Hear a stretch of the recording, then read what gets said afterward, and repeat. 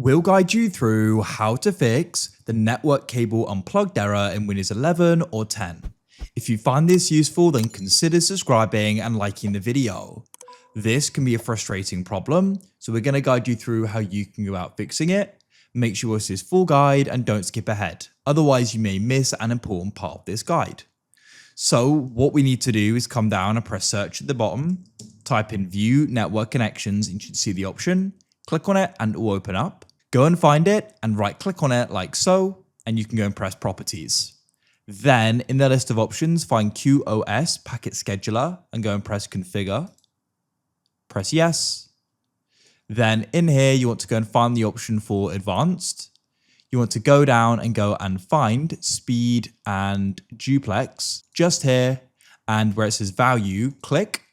To get started, you can try doing 100 half duplex. Click that there and press OK. Now what you can do is go and see if that goes and solves the problem. If it doesn't, don't worry, go back to it. I'll just go and do that now.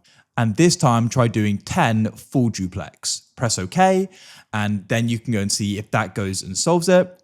If it still doesn't, what you want to do is press search at the bottom and we'll go and type in CMD, right click on it and press run as administrator. What you then want to do is we're going to go and type in this here. Copy it, press enter, then this here, copy it and press enter. And now we're going to restart the computer.